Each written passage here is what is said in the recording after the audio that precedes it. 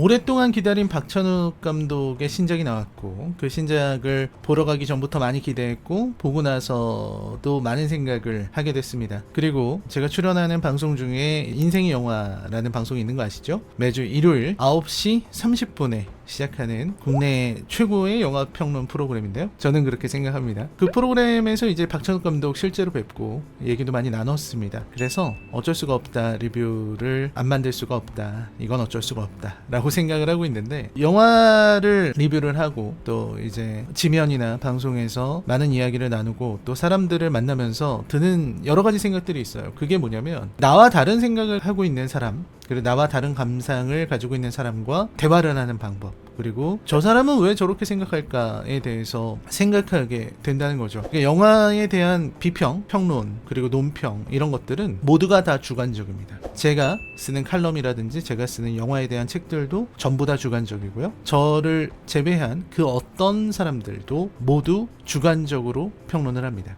이거는 주관성에서 벗어날 수가 없어요. 최소한의 어떤 주관을 배제하고 객관적으로 아주 형식적인 기술적인 평론을 한다고 하더라도 그 형식과 기술을 취사 선택하는 순간에 주관이 개입할 수밖에 없기 때문에 엄격하게 평론은 어떠한 경우에서도 주관적입니다. 그래서 여러분들의 감상도 마찬가지, 모두의 감상은 다 주관적인 것이기 때문에 그 부분에 대해서는 무조건 존중을 해야 돼요. 그렇기 때문에 생각해 볼 만한 여지가 생긴다는 것이죠. 그래서 좀 당혹스러울 때가 있습니다. 그러니까 내가 너무 재밌게 봤는데 어떤 사람은 너무 재미가 없대. 혹은 여러분들도 그럴 때 있잖아요. 정말 재밌게 봤는데 라이너는 뭐라고 평가를 했을까? 뭐라고 해석을 했을까? 해서 와서 보니까 되게 재미없었대. 그랬을 때 느끼는 당혹감들이 있죠. 근데 그 부분이 저는 사실 우리가 영화를 리뷰하는 유튜브 방송을 보고, 그리고 제가 쓰는 영화 칼럼, 평론이 가치가 있고, 또 많은 다른 분들의 리뷰나 이런 것들이 의미가 있는 이유, 그리고 우리가 인터넷에 글을 쓰고 감상을 공유하고 생각을 공유하는 것이 의미가 있는 이유는 나와 다른 사람의 생각을 살펴보고 그 사람들이 왜 그렇게 생각했을까를 따져보고 하는 것들이 유의미한 일이기 때문이고, 우리의 감상을 좀 더 넓혀주는 일이라고 믿기 때문입니다. 그래서 저도 어쩔 수가 없다를 보고 나서 이 작품에 대해서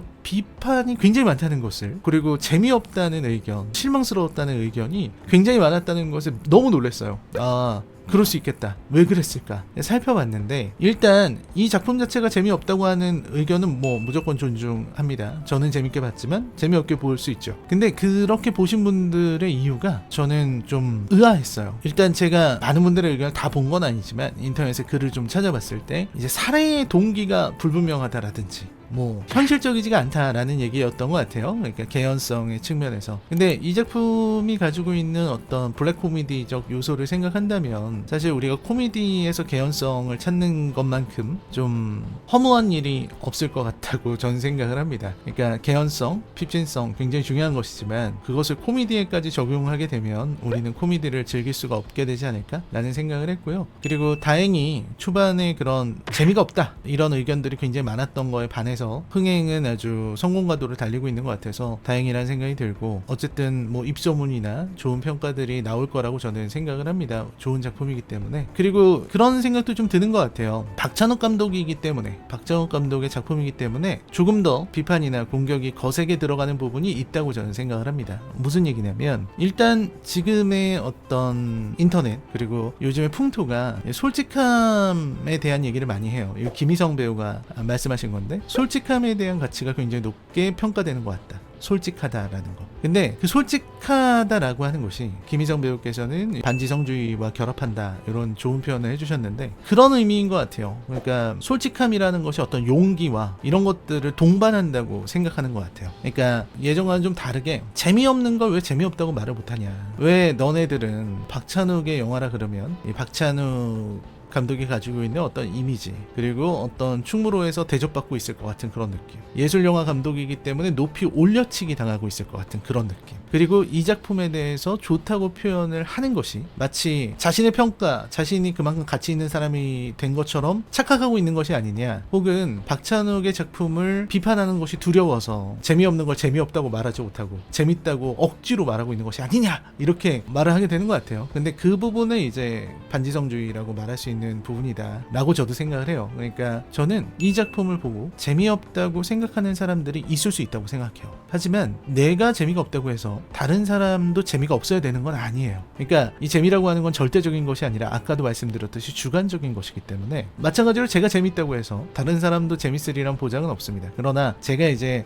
제 나름대로 많은 영화를 보고 평가를 해봤을 때 이 작품은 정말 재밌는 작품이 맞다라는 저의 개인적인 의견을 드린다는 거, 이런 말씀 드리면서 좀 도입이 길었는데 바로 리뷰 시작하도록 하겠습니다. 여러분, 이제부터 굉장히 큰 스포일러, 치명적인 스포일러 있기 때문에 어쩔 수가 없다를 보려고 하시는 분들은 제 리뷰를 보지 마세요. 여기서 멈추고 영화를 보고 오세요. 그럴 만한 가치가 있는 작품이라고 저는 믿습니다. 그럼 리뷰 시작하겠습니다. 그리고 리뷰 시작하기 전에 여러분, 제 작품 인생영화 20일, 이 인생영화 20일에는 박찬욱 감독의 헤어질 결심에 대한 저의 평론도 들어있습니다.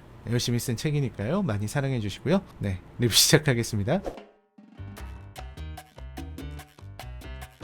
저는 이 작품 어쩔 수가 없다를 굉장히 재밌게 봤어요. 중간중간에 어떤 코미디의 타율이라든지 이런 것도 너무 좋았고, 정말 좋은 장면들이 많았고, 박찬욱 감독이 보여줄 수 있는 낯설게 하기와 그리고 어떤 비판, 줄거리, 상징 이런 것들이 너무나도 잘 반영된 작품이라고 생각을 했어요. 중반 이후에 약간 늘어지는 부분이 조금은 있었지만 그건 그렇게 큰 문제가 되지 않는다는 생각을 했습니다. 특히 우리들한테 생각할 거리를 준다는 점, 우리가 잠시 주목하지 않았던 부분에 주목하게 만든다는 점, 이런 부분에서 우리의 감긴 눈을 한 번 더 뜨게 해주는 박찬욱 감독의 작품이었다라고 생각을 하고요. 그런 부분에서 일단 주인공의 설정이 되게 좋았습니다. 만수, 태양제지에서 일하죠. 태양제지에서 일하다가 해고가 되고 나서 겪는 일들이 쭉 나오게 됩니다. 이 부분에서 사실 만수가 해고가 됐다는 것을 여기에서부터 우리가 자, 이제 핍진성을 발휘해 봅시다 라고 생각해서 바라보게 되면 만수의 상황을 공감하기가 좀 어려울 겁니다. 왜냐면 어쨌든 굉장히 오랫동안 공장을 다닌 거잖아요. 공장을 다니고 났으면은 퇴직금도 있었을 것이고, 그리고 실업급여도 받았을 것인데, 실업급여, 퇴직금 다 생각하고 그렇게 하더라도 1년 만에 그런 식으로 몰락한다는 것은 좀 쉽지 않은 일인 것 같아요. 물론 이제 대출금이 엄청 많고 이런 부분이 있겠지만 조금 과장돼 있는 건 사실이죠. 그래서 만수가 1년 동안 견뎌내는 이런 일들이 굉장히 좀 가슴 아프게 바라봤습니다. 결국 이거는 해고에 대한 이야기거든요. 해고를 당하는 건데, 이 해고의 원인이 되는 것이 무엇인가를 생각해야 돼요.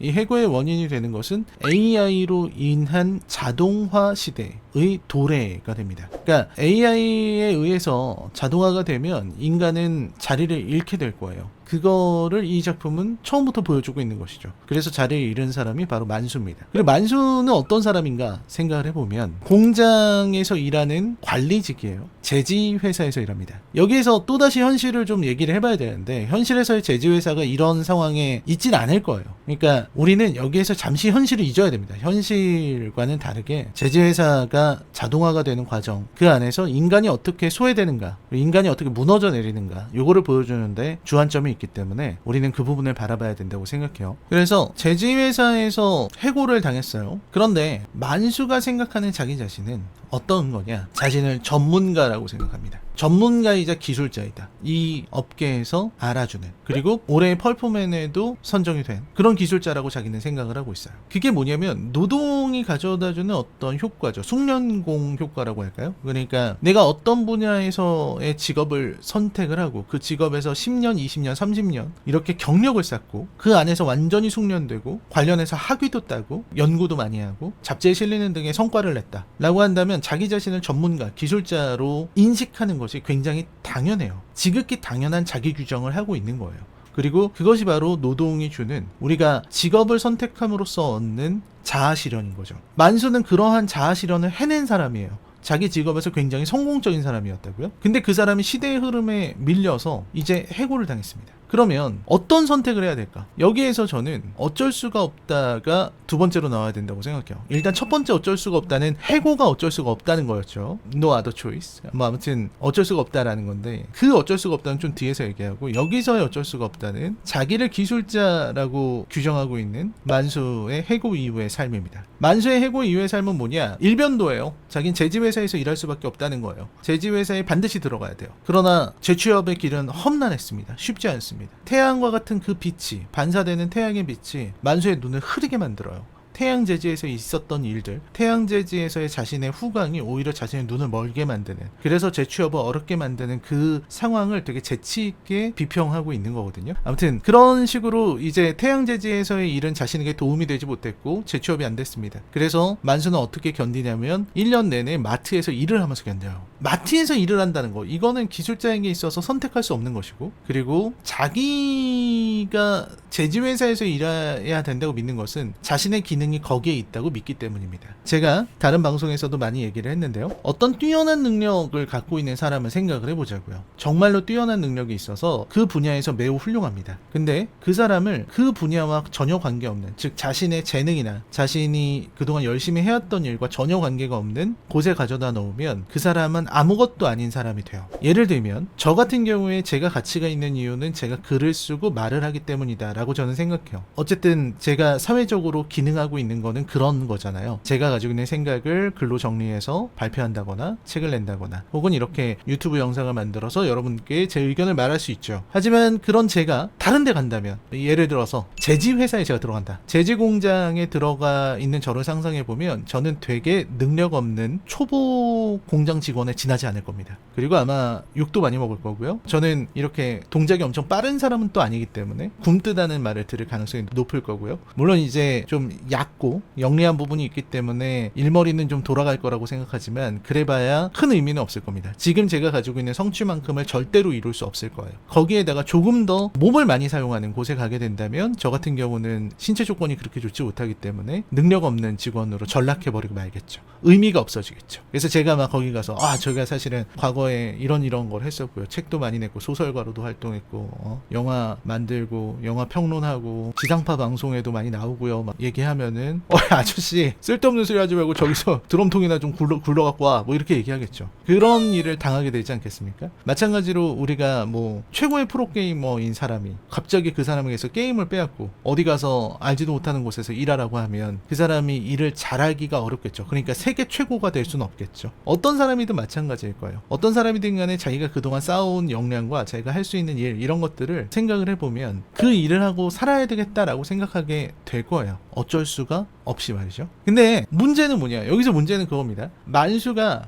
제지회사를 난 다시 가야 돼, 재취업해야 돼, 그리고 최선출, 자신의 자리를 뺏었다는 생각이 드는 최선출, 문제지, 저기를 내가 가야 돼 라고 생각을 하죠. 그 생각을 하는 것을 이제 만수는 어쩔 수가 없다고 생각해요. 그러니까 여기서 어쩔 수가 없다라는 것은 최선이다 라는 뜻이기도 하고요. 저는 그게 다른 가능성을 배제하는 말 이라고 생각해요. 내가 어떤 선택을 했을 때 어쩔 수가 없다라는 말로써 자기 합리화를 하는 거죠. 다른 가능성들을 모두 배제하는 표현입니다. 그 말은 바꿔 말하면 뭐냐, 다른 가능성이 얼마든지 있다라는 거죠. 그게 뭐냐면 아내죠. 이 미리입니다. 미리, 손예진 씨가 연기한 미리가 제안을 해요. 꼭 제지회사만 가야 되는 건 아니잖아 라고 얘기합니다. 플랜 B가 있지 않느냐, 다른 길도 선택할 수 있는 거 아니냐 라고 얘기해요. 하지만 만수는 다른 길은 없다고 단언합니다. 어쩔 수가 없다고. 그러니까 그 어쩔 수가 없다는 것은 변명이기도 한 거예요. 다른 길을 선택하는 것이 너무나도 어려워 보이기 때문에 스스로에게 가치를 더 많이 부여하고 기술자이자 전문가로서의 자신을 더 띄우고, 그래서 나는 이 길을 선택할 수밖에 없어 라고 생각을 하는 거죠. 그 안에는 선택할 수 있는 다른 길이 배제되어 있는 겁니다. 그래서 이 부분을 감독이 굉장히 날카롭게 지적을 하고 있다라고 생각을 하죠. 그리고 이제 사람을 죽이게 되는데요. 저는 그 장면들 되게 좋았어요. 그러니까 최선출을 미워서 최선출을 없애면 내가 그 자리에 들어갈 수 있지 않을까? 라는 생각을 하는 부분. 이런 부분은 저는 이제 되게 과장된 만화처럼 봤어요. 그래서 그런 생각을 하고 우스꽝스럽게 움직이는 장면들이 되게 좋았거든요. 그리고 그를 죽이려고 하는 게 이제 굉장히 어설픈 행동이죠. 위에서 화분을 떨어뜨려서 죽인다. 그리고 그 행동이 너무나도 어설퍼서 뒤에서 이미 누군가가 다 보고 있고, 그런 게 이제 코미디의 요소인데, 그러니까 제가 이 영화를 좋아할 수밖에 없는 이유는 중간중간에 나오는 장면들이 너무너무 마음에 들어요. 그러니까 화분을 들고 그를 죽이려고 하는 건데 그 화분에 저장되어 있던 물이 이렇게 쭈루룩 떨어지면서 이병헌의 얼굴을 막 적시는 그런 장면들이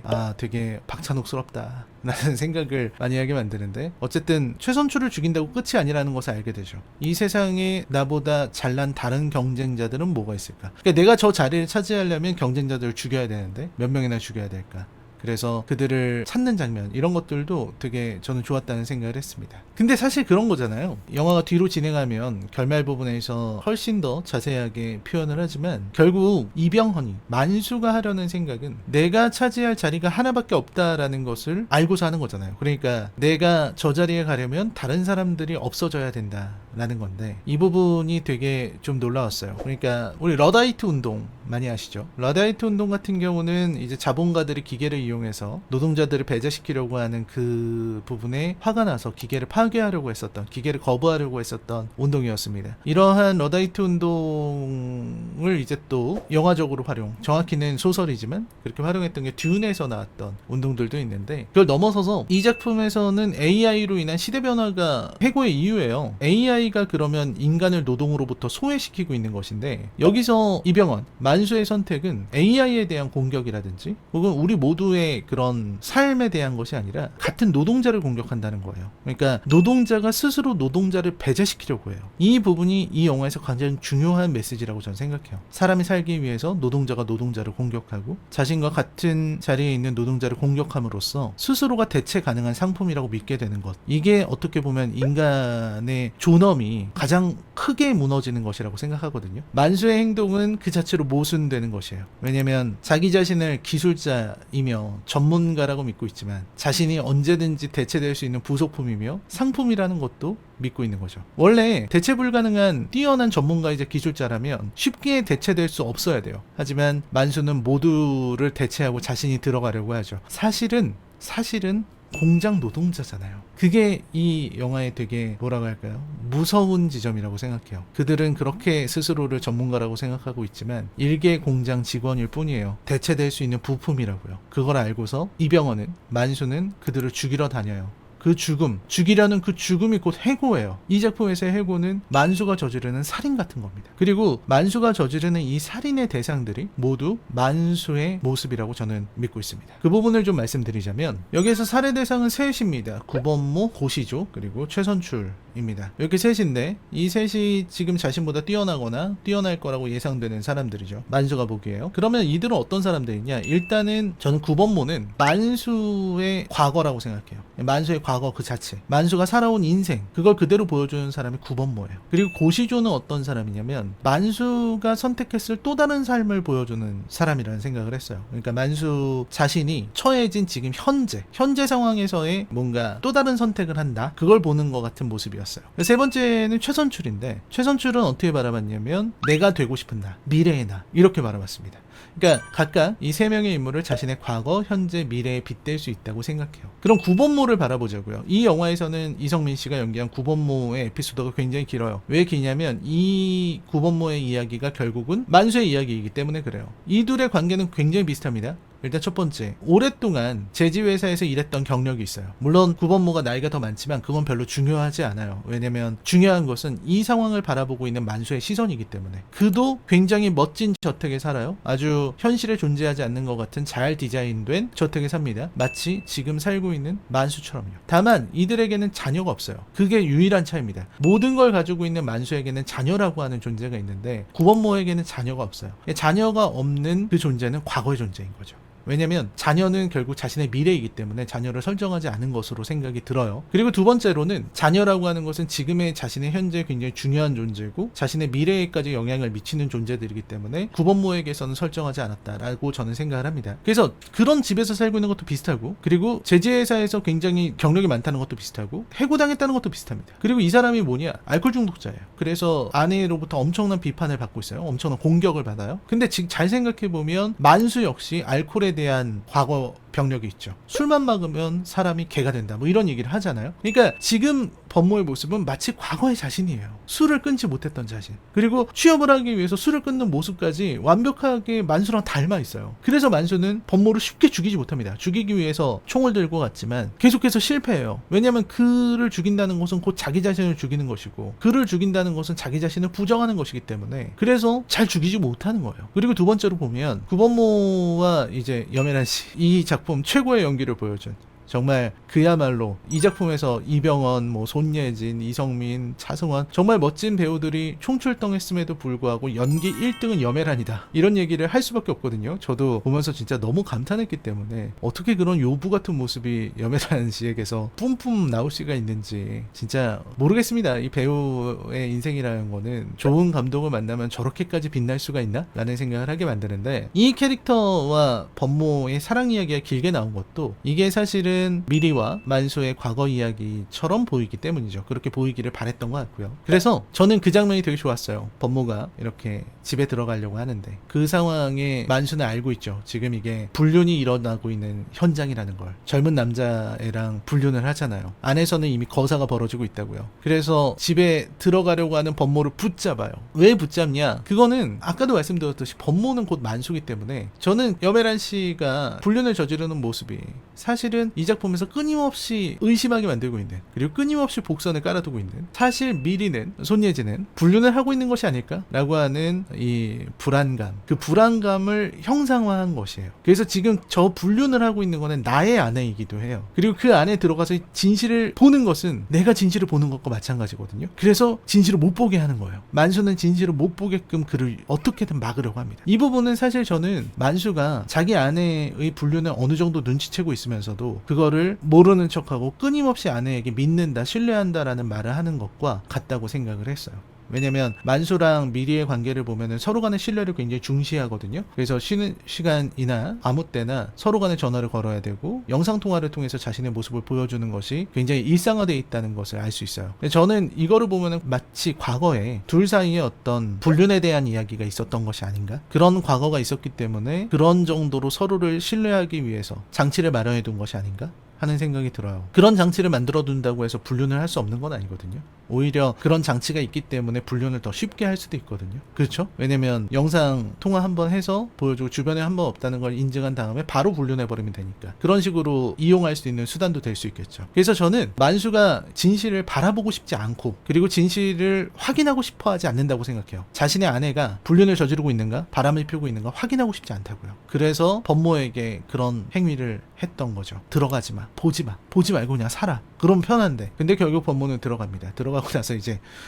괴로워하는 모습인데, 괴로워하는 모습을 봐도 그걸 봤으면서도 말을 하지 않잖아요. 제가 아까부터 계속 말씀드리지만 만수는 곧 구본모다. 그러니까 구본모도 안에서 아내가 불륜하는 현장을 목격했어요. 그걸 목격했는데 거기서 들어가서 진짜 다 때려 부수고 그런 게 아니라 밖에 나와서 혼자 막 고통스러워서 떼굴떼굴 뒹군다고요. 이런 어떤 자기가 본 진실에서부터 벗어나려고 하는 행위, 그리고 자신이 본 불륜 현장으로부터 피하려고 하는 그런 행위들이 마치 만수가 살아가는 삶의 태도와 매우 흡사하다. 그래서 만수는 그걸 보고 굉장히 씁쓸해하는 거죠. 그리고 결국 법모를 죽이는데 성공하게 됩니다. 법모를 죽이는 만수의 모습을 보면서 많은 생각을 하게 만들죠. 왜냐면 만수는 법모를 죽이는데 실패했기 때문입니다. 그러니까 결과적으로 법모가 죽긴 죽었어요. 죽긴 죽었지만 그거는 만수가 죽였다고 볼 수가 없잖아요. 만수가 살인을 했나요? 살인의 계기를 마련했죠. 그 안에서 셋이서 싸움을 했죠. 하지만 결국 법모를 죽인 것은 만수가 아니었습니다. 여메란 씨가 죽였죠. 그 죽이는 모습을 보면서 만수는 어떤 생각을 했을까요? 원래 법모는 자기가 죽였어야 되는 존재였어요. 하지만 자기가 아니라 아내가 죽였습니다. 그리고 바로 다음 순간에 만수는 뒤늦게 댄스 파티에 가게 되고 아내를 의심하게 돼요. 이게 착착착착 연결되고 있는 그림이거든요. 그래서 아내에 대한 의심이 굉장히 강해져서 팬티 속어법으로 가게 되고 팬티 냄새까지 맡는 등 굉장히 심각한 행동을 하게 돼요. 왜냐면 지금 만수가 하고 있는 행동은 아내와의 그동안의 약속, 신뢰를 저버리는 행동이거든요. 그리고 진실을 확인하지 않으려고 했었던 그동안의 자신과는 달리 이번에는 어떻게든 진실을 파헤치려고 노력을 했어요. 그 부분에서 이런 만수와 미리와의 관계가 법모 사후에 벌어지는 것이 굉장히 흥미로웠다라는 말씀을 좀 드리고 싶습니다. 그리고 저는 불륜은 100%라고 생각하기 때문에 미리는 무조건 불륜을 한다. 그것도 최소 2명 이상과 하고 있다라는 게 제 생각인데, 그것이 만수의 눈에는 절대 보이지 않는 것이죠. 그리고 뭐 이번에 댄스 파티에서는 불륜이 일어나지 않은 것으로 보이지만 그 이후에 어떤 일이 벌어졌는지는 알 수 없고요. 그런 측면에서 되게 흥미로운 작품이다. 라는 생각을 합니다. 특히 이제 염혜란 씨가 연기했던, 그러니까 뭐 뱀에 물리는 장면이라든지 거기에서 이제 피를 빠는 장면이라든지 또 이제 좀 성행위를 연상시키는 몸싸움을 하는 그런 부분들, 이런 부분들이 어떤 불륜과 성적 침탈 이런 것들을 표현하고 있기 때문에 그런 걸 보는 재미도 매우 훌륭했습니다. 특히 뭐 고추잠자리 장면은 더 말할 필요가 없고요. 전 굳이 설명하지 않겠습니다. 이거는 직접 보시면 되는 그런 장면이에요. 해설이 필요한 장면이 아니라 정말 너무너무 재밌는 그런 장면이었죠. 큰 음악 소리, 그리고 그 상황의 부조화, 음악 소리 때문에 큰 소리로 말하고 있음에도 그게 잘 들리지 않는 아이러니, 이런 것들을 너무너무 잘 표현을 한 것 같습니다. 그 다음에 이제 고시조를 죽이러 가죠. 고시조는 아까 말씀드렸듯이 자신의 현실, 그러니까 해고를 당하고 신발을 만드는 회사에서 일하고 있는 고시조의 모습, 그리고 성장한 딸, 이런 것들이 어떻게 보면 선택하지 않았을 삶, 그러니까 끊임없이 재취업만을 생각하는 만수가 생각할 때는 선택하지 않았을 그런 삶입니다. 그렇기 때문에 좀 고시조를 죽이는 데에서는 좀 더 본격적이고 쉽게 죽일 수 있었던 게 아닌가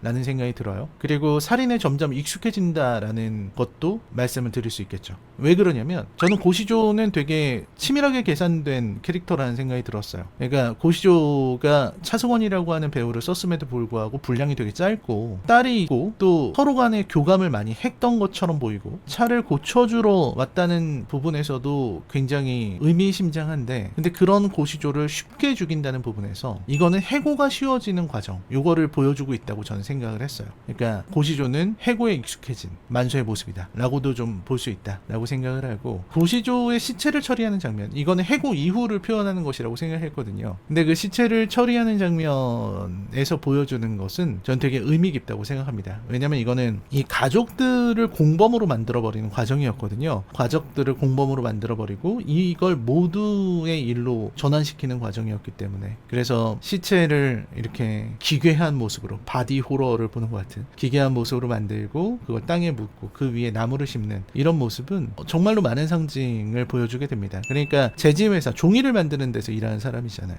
종이를 만들기 위해서 나무가 필요해요. 나무를 베거나 나무를 깎아서 만드는 게 종이라고요. 근데 그 나무를 뭘로 만드냐? 노동자의 피로 만들어요. 노동자의 시체로 나무를 만듭니다. 그런 부분에서 이 작품이 가지고 있는 전달하고자 하는 메시지가 굉장히 선명하게 드러났다 라고 생각을 하고, 마지막으로 최선출입니다. 최선출은 이제 자기가 되고 싶은 존재죠. 문제제의 자리가 자기 거라고 생각하고, 최선출이 가지고 있는 어떤 유튜버로서의 면모, 이런 것들이 자기가 되고 싶은 모습이다 라고 생각을 하는 거죠. 그리고 최선출은 혼자 살아요. 그런 부분에서 저는 이것은 만수의 바람이 들어간 대상이지 않나? 그래서 그렇게 미워할 수밖에 없지 않나? 자기는 모든 걸 다 가졌다고 생각했지만 사실 모든 걸 다 가진 건 최선출처럼 보일 수도 있었다라는 거죠. 그래서 최선출의 캐릭터가 그렇게 만들어졌다고 생각하고, 생각보다 되게 야만적이잖아요. 최선출이 가지고 있는 그 야만성도 만수가 어떻게 보면 동경하는 것이다 라는 생각을 했습니다. 술을 먹으면서 보여주는 그 둘의 모습이라든지, 만수가 술을 마실 때 어쩔 수가 없다 하는 부분도 사실 그러지 않아도 되거든요. 여기서 아까도 말씀드렸지만 어쩔 수가 없다라고 하는 말은 자기 합리화를 하기 위한 거짓말입니다. 사실은 살인을 하지 않아도 됐어요. 어쩔 수가 없는 게 아니거든요. 근데 이제 자신의 선택을 합리화하기 위해서 계속해서 어쩔 수가 없다라고 말을 할 필요가 있는 거예요. 스스로 주문을 계속 외울 수밖에 없는 거예요. 마치 나는 훌륭한 사람이다 라고 주문 외우는 것처럼, 이것은 어쩔 수가 없다. 살인 어쩔 수가 없다. 배신 어쩔 수가 없다. 불륜 어쩔 수가 없다. 계속 뭐가 어쩔 수가 없어. 안 할 수도 있지. 하지만 이 작품은 계속해서 어쩔 수가 없다는 말로 스스로를 정당화하려는 그런 모습을 보여주면서 전 되게 흥미롭게 봤죠. 그래서 어쨌든 최선출을 죽이고, 술을 먹여서 죽이고, 나름대로 범죄자처럼 정말 증거를 남기지 않으려고 하는 모습이 되게 좋았어요. 그러니까 이 증거를 남기지 않으려는 범죄의 어떤 디테일이 높아져 가고 있다, 에스컬레이트 하고 있다라고 하는 거는 계속해서 이런 어떤 해고를 하기 위한 기업의 방식이 점점 세련돼져 가는, 그리고 점점 본격적으로 변해가는 그런 모습처럼 보이는 것 같아서 여러모로 가슴 아픈 장면이기도 했고요. 그리고 이제 모든 것을 알아챈 아내가 전화로 만수에 대해서 물어봤을 때 그 둘의 대화도 굉장히 의미심장했어요. 그러니까 이제는 더 이상 평범한 부부로서가 아니라 이 모든 것을 알고 있는 한 사람의 숨겨진 공범으로서 보여주는 그런 모습이었기 때문에 뒷부분에 갈수록 좀 소름 끼치는 장면들이 계속해서 나올 수 있었다라는 생각을 해요. 한 가정이 살기 위해서 셋을 죽이고 그 모두가 이 과정에 참여하는 그런 모습을 그렸다는 점에서 이 작품 작품의 훌륭함을 좀 느끼게 됩니다. 그리고 좀 추가로 말씀드리자면 자녀들도 역할이 다 있었다고 생각해요. 미리가 어떤 공범이자 만수의 증인 같은 존재라고 한다면 이제 아들이 있죠. 아들이 물건을 훔치는 것, 그래서 경찰서에 가는 그런 모습과 이런 거는 서스펜스를 만들기 위한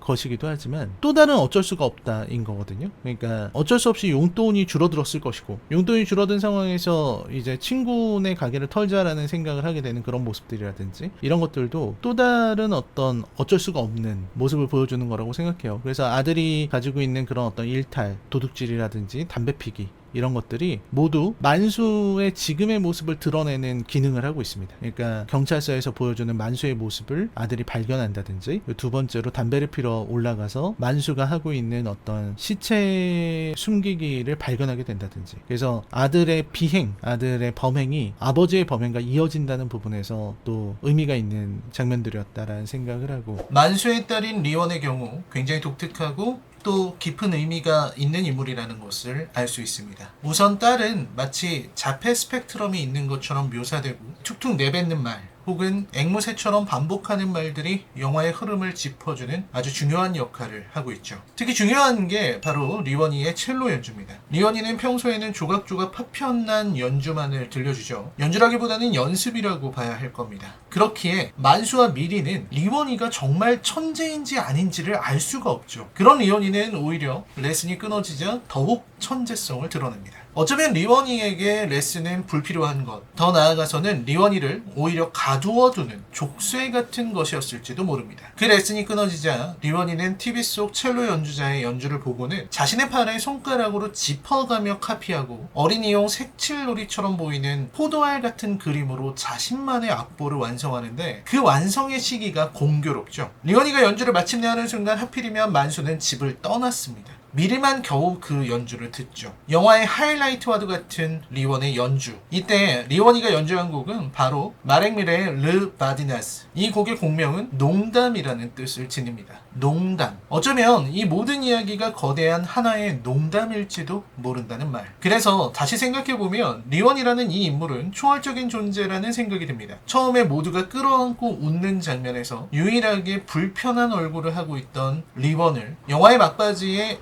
누구보다도 편안해 보입니다.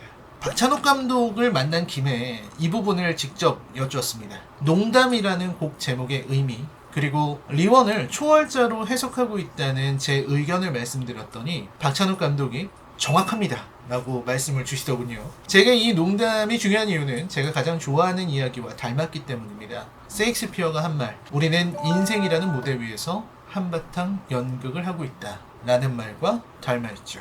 이 작품에 나오는 만수의 집을 보고 많은 분들이 미국의 저택 같다는 인상을 받는 것 같습니다. 하지만 이 단독주택은 전형적인 한국식 주택으로 건물의 구조나 대문의 모습 등이 아주 대중적인 중산층 가정의 것이었습니다. 너무 똑같아서 마치 쿠키 블록처럼 천편일률적인 주택들이 범람했었죠. 지금은 많이 없어져서 좀 생소하지만 이 저택은 중산층의 환상, 그리고 만수의 욕망을 반영하는 것입니다. 또한 이 저택은 가족의 비밀을 숨기는 공간으로도 기능합니다. 만수가 고시조의 시체를 숨기는 곳이고 가족의 비밀을 품은 곳이죠. 그래서 후반에 묘사되는 집은 굉장히 음습하고 무섭게 보입니다. 이 연출을 위해서 박찬욱 감독은 호러 영화에 귀신 들린 집을 연출하는 기법을 직접 사용하기도 했죠. 더 중요한 것은 이 집이 유전, 대물림의 의미도 지닌다는 겁니다. 대표적인 것이 바로 딸의 행동이죠. 딸, 리원이는 떠나간 개들의 집안에서 지내고 편안함을 느끼는 것처럼 보입니다. 그리고 그 개집은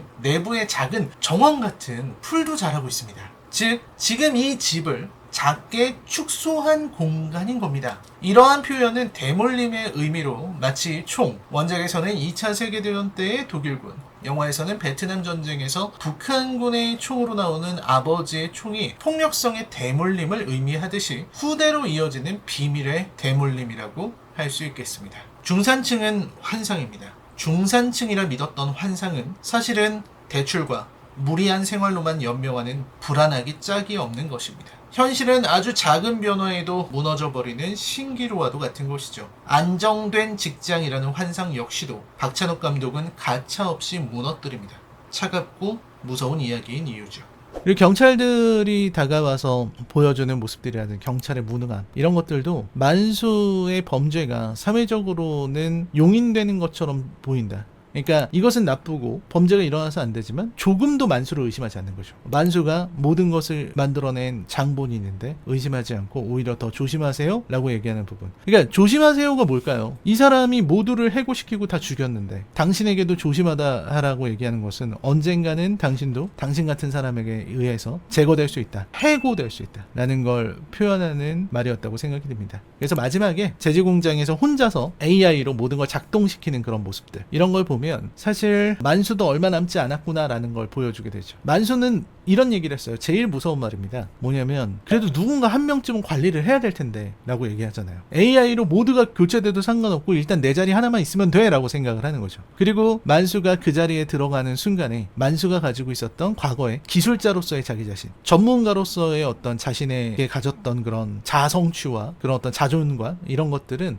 완전히 사라지는 거죠. 그냥 거기서 AI, 기계를 다루는 사람에 지나지 않는 겁니다. 걸어가면서 방망이로 땅땅 두드리지만 그건 그냥 기분이에요. 과거에 나는 이렇게 땅땅 두드려서 확인을 했었지라는 거. 진짜 일은 기계들이 다 합니다. 그래서 이 부분에서 노동에 의해서 소외되는 인간, 그리고 노동에서 소외된 인간이 인간끼리 서로를 소외시키는 모습, 이런 걸 보여주면서 이 노동 문제에 대한, 그리고 AI 시대의 노동에 대해서 박찬욱 감독이 가지고 있는 질문이 아주 선명하게 드러난 정말 훌륭한 작품이라는 생각을 합니다. 저는 이 작품 어쩔 수가 없다 같은 경우는 박찬욱 감독의 작품 중에서도 상위권에 들어간다고 생각해요. 하지만 제가 제일 좋아하는 작품들에는 비할 수가 없다는 생각도 합니다. 제가 제일 좋아하는 최고작이라고 생각하는 복수는 나의 것, 그리고 헤어질 결심, 올드보이 같은 작품들이 있다고 한다면 그 작품들과 비교했을 때는 한 세 번째, 네 번째 정도 되지 않을까? 라는 생각을 해봅니다. 참으로 이해할 수 없는 일입니다. 앞에서도 말했지만 이 영화에 쏟아진 혹평은 저에게는 기괴할 정도로 이상합니다. 특히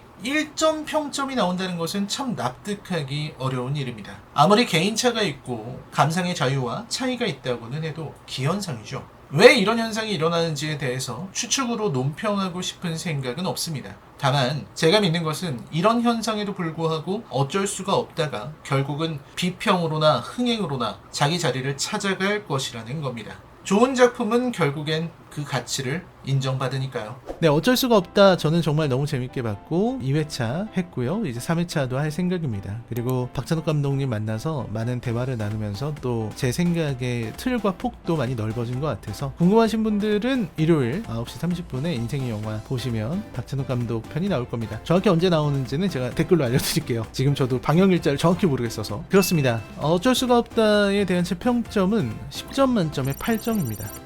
근래 보기 힘든 올해 본 한국 영화들 중에서 최고의 수작이다 라는 생각을 하고요. 오랜만에 봐서 좋았던 박찬욱 감독의 작품이어서 더 재밌었던 것 같습니다. 네, 저는 그럼 여기서 물러가도록 하겠습니다. 여러분 시청해주셔서 감사드리고요. 저는 다음 영상으로 찾아뵙도록 하겠습니다. 안녕히 계십시오.